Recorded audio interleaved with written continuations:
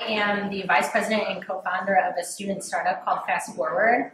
And Fast Forward is a collaboration of young professionals that leverage educational and network-based outreach programs to promote professional and social advancement.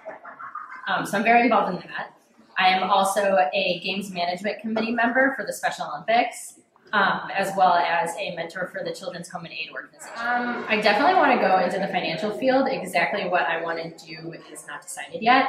I'm thinking probably right out of college, a financial advisor, and ultimately I'd like to get into investment banking or management consulting. Probably my favorite JA day was the college day, where we just went into a school and talked about kind of like college and high school and our experiences with all of that. It was kind of the coolest for me because you could tell it was very relevant to those kids. We went into the 8th grade classrooms and they were all very engaged and very interested in what I had to say. I get a lot of those moments during the budgeting ones because I think the budgeting it's very visual, you know, when they can reach those numbers, a lot of it kind of clicks for them. They're like, oh my gosh, I get budgeting. Like I have this extra money that I can use, or, oh shoot, I'm short money. And I think that visual numbers really clicks for a lot. I've gained a lot of skills from JA. I think the most relevant and useful one is not only the ability to speak in front of a large crowd, but the ability to capture the attention of that crowd. If you can master getting the attention of a bunch of second graders while teaching financial literacy, you can pretty much capture the attention of any crowd. And it's definitely been relevant for me, whether that's during interviews or speaking about my different organizations in front of crowds or kind of anything. I would say it's definitely worth it. There are way more benefits than they could ever imagine. I know it can be scary to a lot of students coming in and going up and facilitating a classroom, but once you get the first classroom out of the way, it's kind of a walk in the park from there, and it's so beneficial.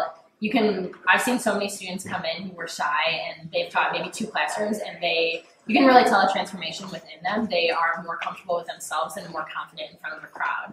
So it's definitely worth it. There's a ton of things that you could talk about in an interview and skills that you gain from it. I've definitely become more confident within myself. I've always been a very confident person, but the ability to, again, speak in front of a crowd full of second graders, which people may not think is a tough crowd, but I get more nervous going in and speaking to a group of second or third graders than I do speaking to a panel of people that might be interviewed. Ultimately, I want the students to have fun, but kind of grasp what I'm telling them. I want them to be able to learn, your debits, your credits, especially with your budgeting, any things like that. But I want them to be able to grasp information enough to where they can ask me clarification questions. I don't want to come in there and just kind of lecture this whole thing off of them.